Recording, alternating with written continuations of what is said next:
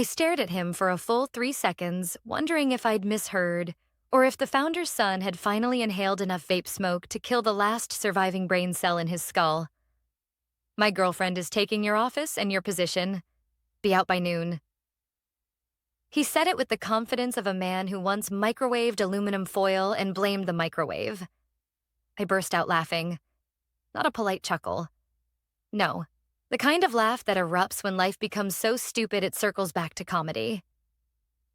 Good luck, then, I replied, grabbing my coffee and walking past him like he was a speed bump someone painted gold and called valuable. Behind me, I could feel his confusion crackle. I didn't give him the satisfaction of looking back. Because here's the thing. I already knew this company was headed straight for a flaming train wreck. They just didn't know I was the airbag they were about to remove. Let me rewind. I'd been with Harbor Tech Logistics for 9 years. 9 years of cleaning up messes, ensuring legal compliance, translating nonsense into workable procedures, and keeping regulators from breathing down our necks. 9 years of late nights, missing birthdays, fixing disaster after disaster created by rich men who believed compliance was optional and consequences didn't apply to them. The founder, William Hale, used to respect me. Then his son, Tanner, MBA from My Dad Paid for This University, returned from Bali with a tan, a bracelet made of shells, and a girlfriend he called Visionary. Her real name was Sabrina, but she preferred to introduce herself as Bree, with an I, not a Y. Y's are chaotic energy. She posted affirmations on Instagram like, "Girl boss isn't a mindset, it's a frequency," and "Money flows effortlessly to those aligned with luxury," which was bold, considering she didn't have a job until Tanner decided she deserved mine. The meeting where they announced this was supposed to be a leadership transition. That's what the calendar invite said. I walked into the glass conference room expecting a restructuring announcement. Instead, I got Tanner, leaning back in his chair like a bargain bin Bond villain, and Sabrina perched beside him in a fur jacket inside, sipping iced matcha and kicking her heels against the chair like a toddler. "So," Tanner began, smiling like he just solved world hunger, "we're moving the company into a new era. Fresh, bold, modern. And we want leadership to reflect that." Sabrina's voice had that influencer softness that made everything sound like a sponsored meditation app. "It's nothing personal, Ellen. We just feel your energy doesn't align with where Harbor Tech is going." My energy. Right. My energy. The energy that kept us legal when Tanner once tried to classify warehouse forklift drivers as creative subcontractors to avoid payroll taxes. I waited for Tanner to blink first. He didn't. So I stood, gathered my things, my planner, my certifications, my beloved worn-in mug, and walked out. No begging, no arguing, no scene. But inside, my brain whispered one sentence. They have no idea what they just did. What Tanner and Bree didn't know was that 12 days earlier, after months of ignored warnings, unanswered emails, and compliance violations, so reckless they could wake the dead. I filed a formal withdrawal as the designated regulatory officer stamped, notarized, logged, legally airtight. I didn't do it out of spite. I did it because I wasn't going to prison because Tanner thought OSHA was a vibe killer and environmental permits were optional if no one complains. And here's the fun part. When a company in our industry loses its compliance officer, the system gives them 30 days to appoint a new one. Day 30 was tomorrow. So the next morning, I sat in my car across the street with a cappuccino and watched it unfold like live theater. At exactly 8:04 a.m., a city inspector in a navy jacket walked up to the front entrance, pulled out a rolled red notice, and taped it to the glass "Operations Suspended." Behind him, employees gathered like ducks watching a magician pull a grenade instead of a rabbit. Then Tanner sprinted outside, sleep hair, untied shoes, panic already sweating through his shirt. He read the notice. His face went pale. Then he screamed, "What did you do?" To the inspector, to the universe, to the ghost of common sense that abandoned him years ago. And I sat there, sipping my coffee, smiling. Because this wasn't revenge. This was accountability. And accountability hits different when it finally arrives. Tanner stood there on the sidewalk like a malfunctioning statue, staring at the red notice taped to the glass. His mouth was open, but no sound came out. Just a faint wheeze, like his soul was trying to escape. Inside, employees hovered behind the glass wall, eyes wide, hands over mouths, phones recording. Someone whispered, loud enough that I heard through my car window. Oh my God, she warned them. No one said my name, but they didn't have to. Guilt recognizes the person it failed. And in that moment, watching Tanner frantically tap the locked door like it would magically unseal if he pushed hard enough, something inside me finally unclenched. 9 years of stress, swallowed opinions, quiet competence, and cleaning up other people's recklessness finally paid off. Now, to be clear, I didn't tank the company. They tanked themselves. I just stopped holding up the collapsing beams. Because for the last year, Harbor Tech had been playing Russian roulette with government regulations. And every time I tried to intervene, I got brushed off with, "We'll handle it later." Stop being dramatic. Compliance is fear-based thinking. Or my personal favorite from Sabrina. Rules are a social construct. Sweetheart, so is prison, but it's still very real. Let's rewind about 3 months. Harbor Tech had landed a major contract with the State Port Authority, a big one. Multi-year, high scrutiny, involving hazardous storage and interstate logistics. Meaning, everything had to be airtight. Reports, audits, certifications, all filed on time. And for the first 6 months, I kept everything on track. Barely. Because while I was doing my job, Tanner was busy creating culture, which meant beanbag chairs in the lounge, motivational posters that said things like chaos means progress, and mandatory team-building sessions involving blindfolds and kombucha shots. Meanwhile, our compliance inbox looked like missing documentation, outstanding audit, schedule overdue, legal follow-up required. Every ignored message wasn't just a loose thread, it was a fuse. The turning point came one evening at 10:14 p.m. I was at my desk, finishing revisions for the environmental impact renewal, when an email popped up from the Compliance Review Board. Urgent. Final notice before enforcement action.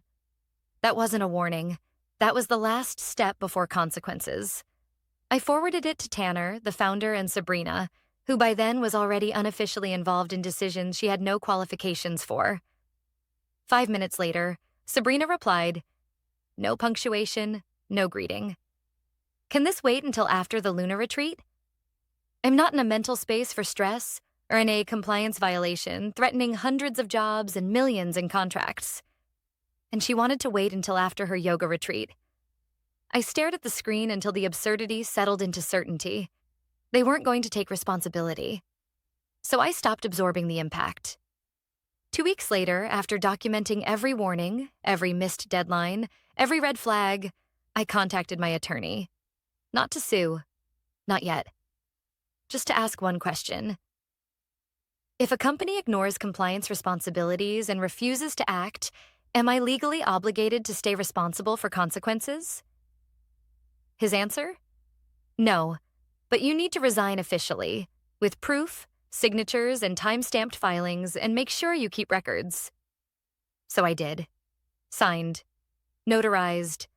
Uploaded. Certified. I notified leadership. I sent the withdrawal notice to legal. I even included the reference codes and compliance deadlines they needed to meet to stay operational. No drama. No revenge plan. Just a boundary. And every single person in that chain either skimmed it, ignored it, or assumed I was bluffing. Back in the present, Tanner finally stopped slapping the locked glass door and spun toward the inspector. His voice cracked like a teenager denied concert tickets. "There has to be a mistake. We have a compliance officer." The inspector, mid-50s, government badge, coffee cup that said, "Don't confuse Google with my degree," didn't blink. No registered compliance officer has been assigned since April. Under State Statute 9-14-B, Operating without one is grounds for immediate suspension. Tanner blinked. Okay, well, how do we fix it? The inspector shrugged, not unkindly. You appoint someone qualified. Submit documentation. Pass review. Could take weeks, months, depending on penalties. Months? Tanner squeaked. Possibly longer. Inside the building, someone gasped. Another person quietly sat down on the floor. And Sabrina, yes, she was there now, whispered loudly enough for the street to hear, Wait, is this because Ellen left?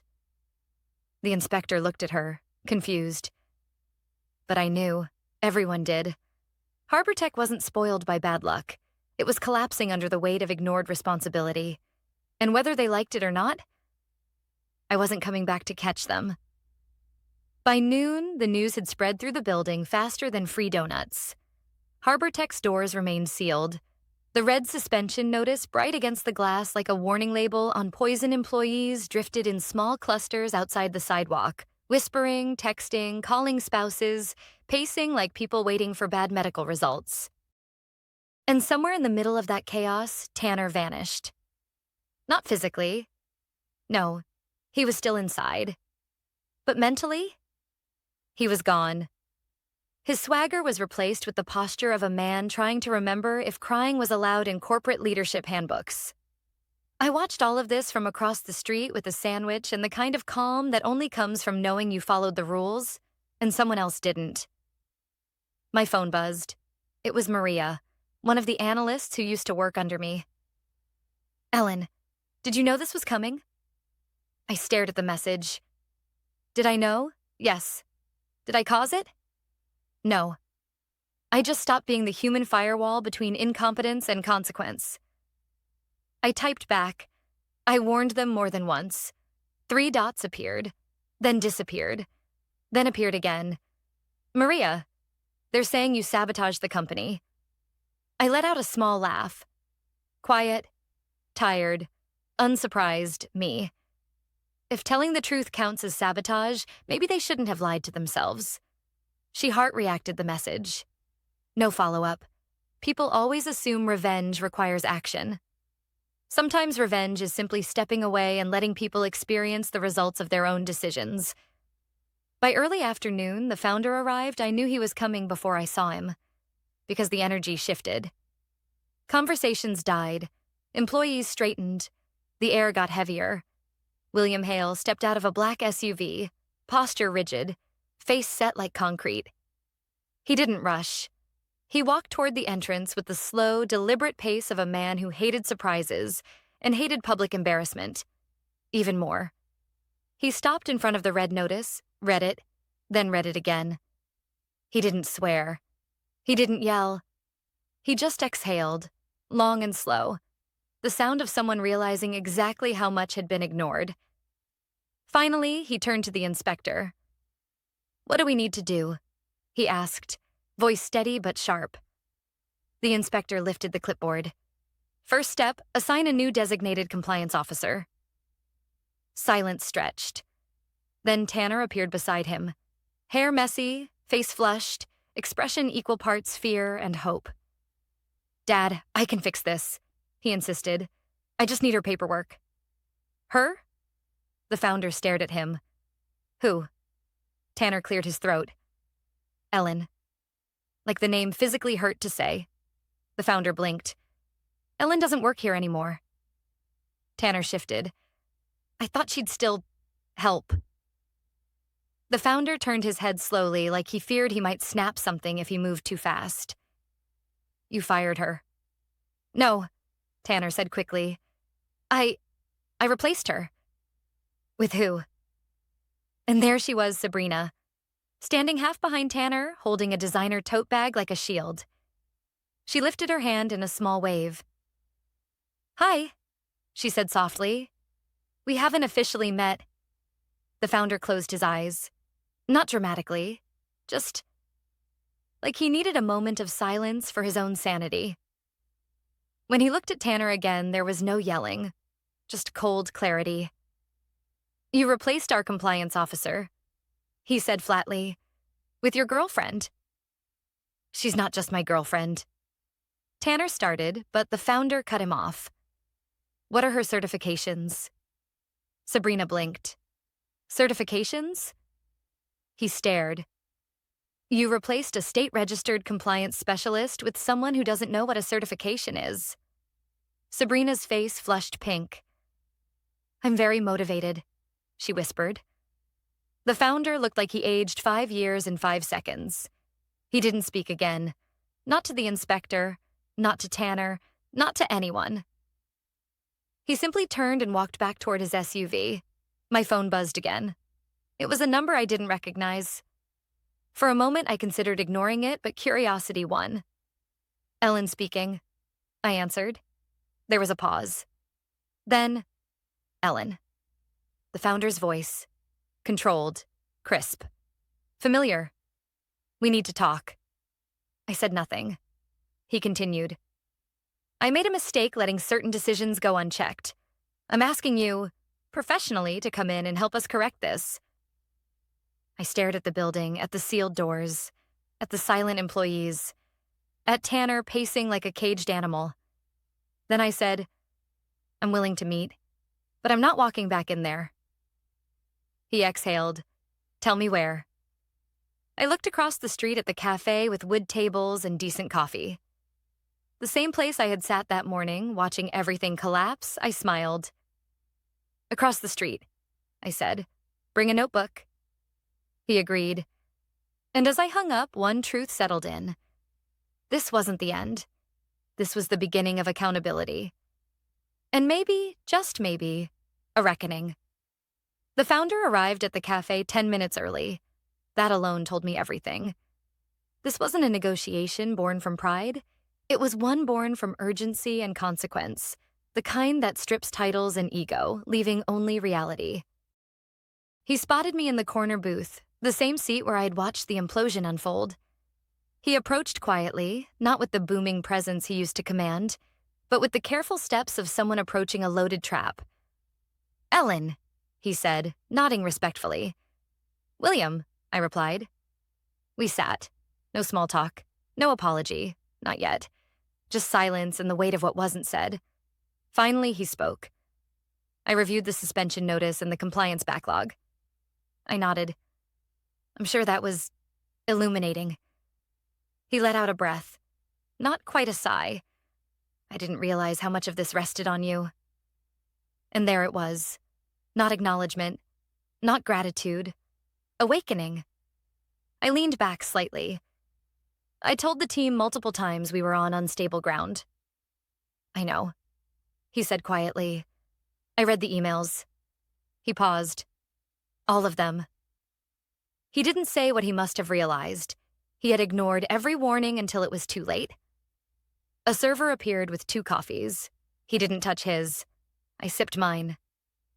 So, he said finally, folding his hands on the table, I need you to return, temporarily, to help us undo this situation. There was no arrogance in his tone now, just necessity. I nodded once. I'll consider it, but I'm not coming back under the same structure. His eyebrows lifted slightly, not offended, just listening. All right, he said.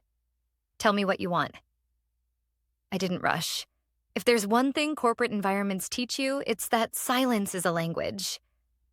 When I finally spoke, my voice was calm. First, I'm not your employee. I'll return as an external consultant. He nodded slowly.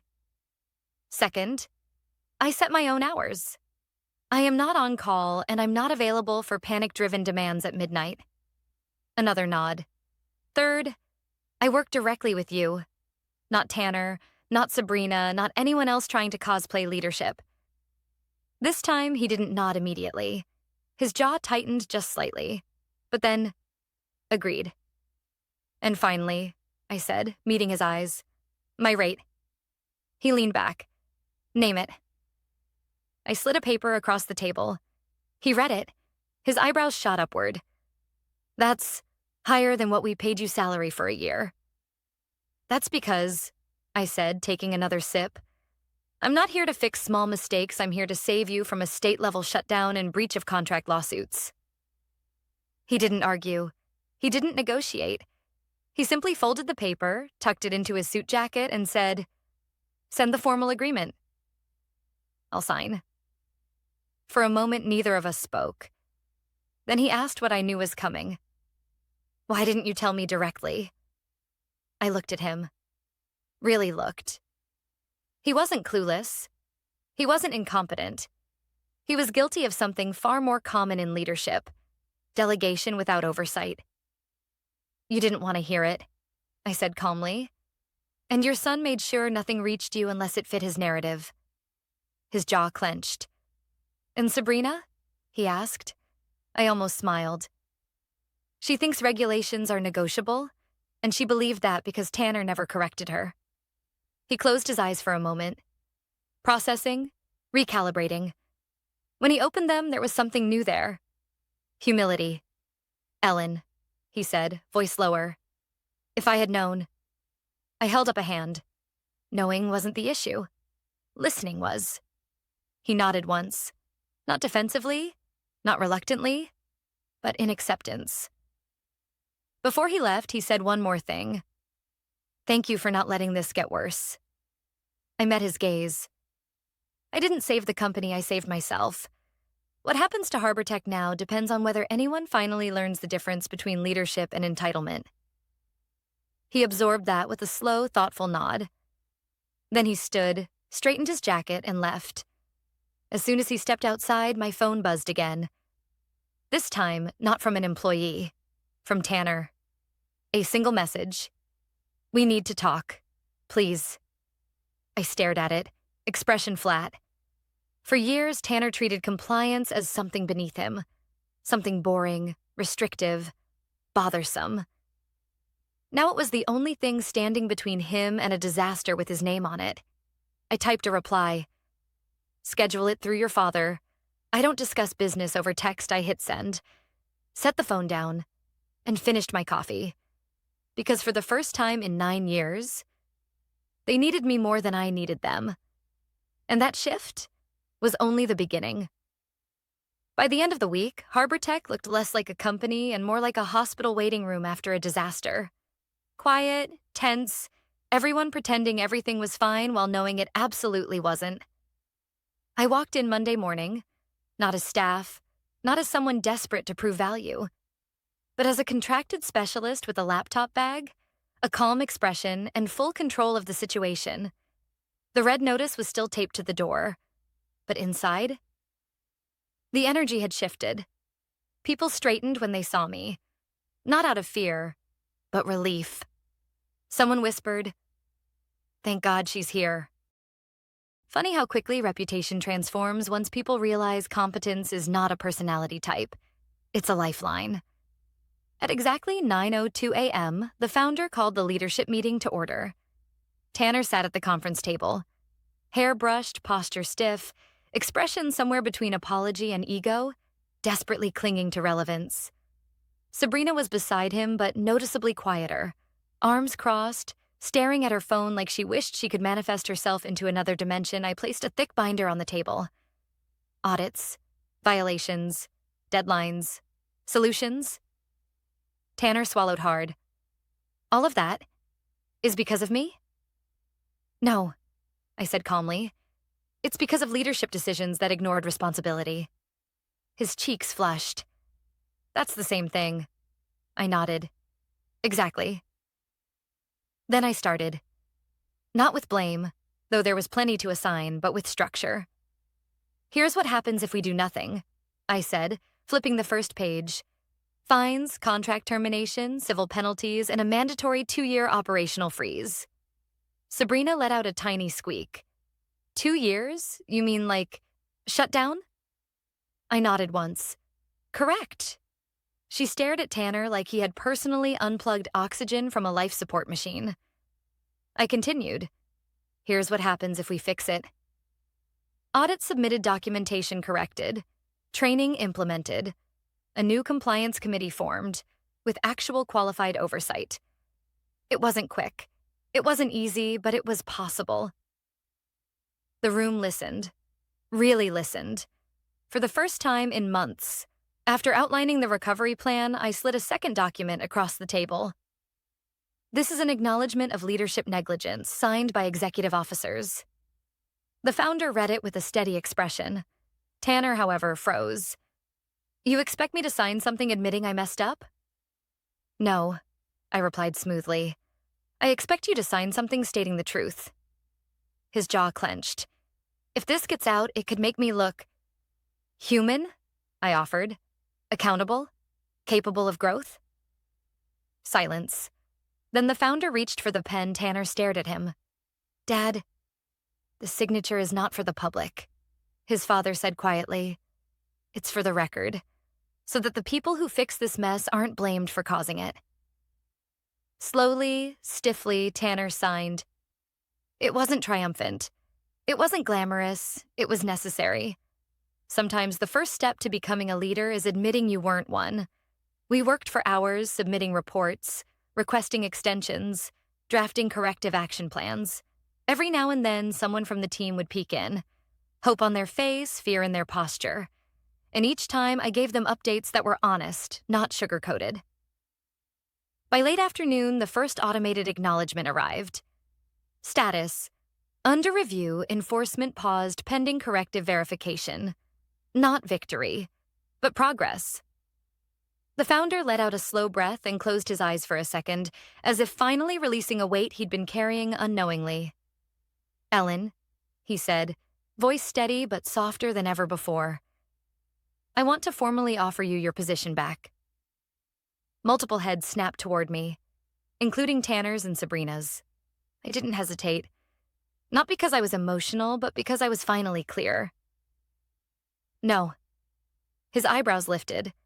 Not offended, just curious. I'm building something of my own now, I continued. Something that isn't dependent on other people treating compliance like a nuisance. He nodded slowly, respect growing in the quiet space between us. But, I added, closing the binder, I'll stay on contract until the final review clears. Relief washed through the room. Not because I was saving them, but because they finally understood why they needed saving. As I packed up to leave, Tanner approached. Not with swagger, but with something resembling humility. Ellen, he said quietly, I didn't take any of this seriously. I thought rules just slowed success. I looked at him. Not angry, not triumphant, just honest. Rules don't block success, Tanner. They keep success standing.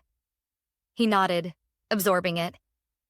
It would take time, but maybe, just maybe, he'd learn. When I stepped outside, the cold air felt different. Not sharp, but clean. I wasn't leaving defeated. I was leaving in control. Behind me, people were fixing what had been broken. Not because I told them to, but because consequences finally taught them why they needed to. And that was the real message. Revenge doesn't always look like destruction. Sometimes revenge is simply walking away whole.